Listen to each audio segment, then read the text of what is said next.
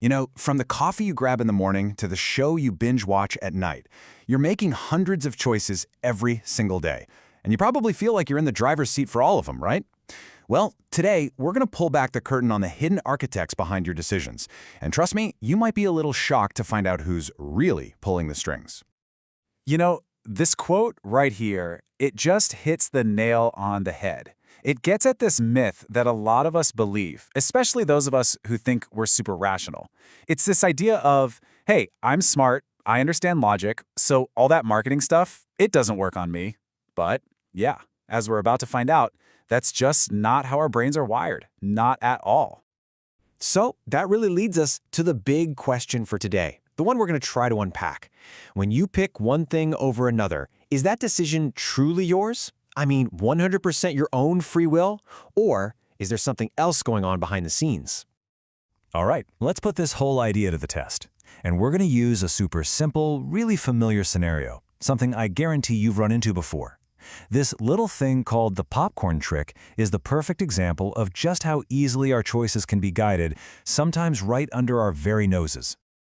Okay, so picture this. You're at the movies, you want some popcorn, but you're not like starving or anything. You walk up to the counter and you see these two options, a small for $3 or a large for $7.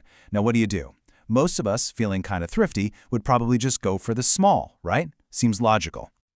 Okay, but now watch what happens when they add a third option, a medium for $6.50.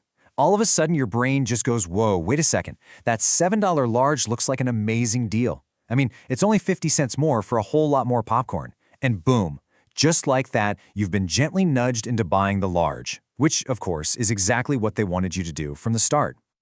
So what you just experienced is a textbook psychological trick. It's called the Decoy Effect. That medium popcorn, it was never really meant to be a popular choice. Its only job, its entire reason for existing, was to make the large popcorn look like a no-brainer. The big takeaway here is that your choice wasn't random. It was designed, it was architected for you. So that popcorn trick is a pretty clever tactic, for sure. But what happens when it's not just three options? What happens when we're facing, dozens? We have this built-in assumption that more choice is always a good thing, right? More is better. But as we're about to find out, sometimes it's the complete opposite. I mean, come on, you've been here, right? You fire up Netflix, ready to watch something, and you just scroll and scroll and scroll. 20 minutes later, you're just exhausted by the sheer number of options, and you end up watching nothing at all. You just give up. Well, that feeling, it actually has a name. It's called the paradox of choice. The psychologist Barry Schwartz really brought this idea into the mainstream. And it's pretty simple, really. Even though we think we want a ton of options, having too many choices can totally overwhelm our brains. It leads to this decision paralysis, where we don't choose anything. And even worse, if we do finally make a choice, we end up being less satisfied with it. A really famous study shows this perfectly. Researchers set up a booth in a grocery store to let people taste different jams. And on the first day, they went all out. They offered a massive selection of 24 different kinds. So tons of people stopped by, right? The huge display was super attractive. But here's the crazy part. When it actually came time to buy a jar, only 3% of them did. 3! They were totally overwhelmed by all the choices. So the next day, the researchers switched things up. Same booth, same store, but this time they only put out 6 varieties of jam, a much smaller, more manageable selection. And the difference was just unbelievable. With only 6 options to choose from, 30% of the people who stopped actually bought a jar. That is a 10-fold increase, all by giving people fewer choices. It's a perfect example of how less can literally be more. Okay, so we've seen how decoys can steer us, and how too many options can just freeze us up. But now we need to talk about the digital world, because that's where this kind of manipulation gets way more deliberate, and frankly, a lot more sophisticated.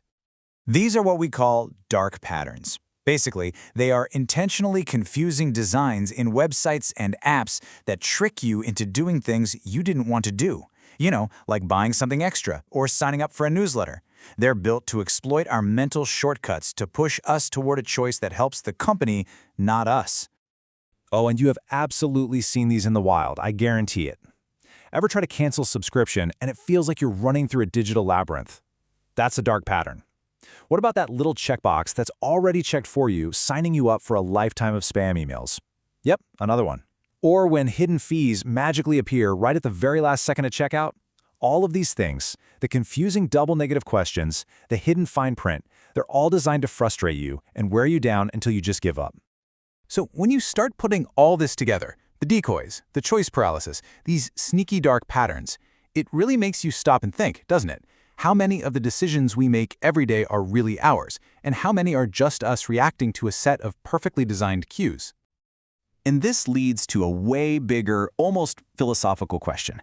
Is this whole idea of consumer autonomy, the belief that we are these independent individuals making totally free and rational choices, is that whole thing just an illusion, a story we tell ourselves? So this model here is based on something called the theory of reasoned action, and it kind of maps out all these invisible forces. You've got things like your background, your social circles, all of that stuff. And what the research shows is that these factors shape our attitudes and what the people around us expect. And that, in turn, shapes our intention to buy something. All of this happens before we even feel like we're making a conscious choice. It's like this invisible chain reaction going on inside our heads. And it makes sense when you think about it, right? We're social animals. We crave approval from our friends, our family, our community. And that desire to fit in can be so incredibly powerful that we'll end up choosing things, brands, products, you name it, not because we actually prefer them, but because it's what's expected of us. Our personal preference gets pushed aside for the sake of conforming to the group. Okay, so I know this might all sound a little depressing, like we're all just puppets on a string. But here's the good news, and it's really important. Once you can actually see the strings, you can start to cut them. By understanding how all these tricks work, you can flip the script and become the architect of your own choices. So, let's build your toolkit for taking back control. Number 1, learn to spot the decoy. When you see 3 options, always ask yourself, is one of these just here to make another one look better?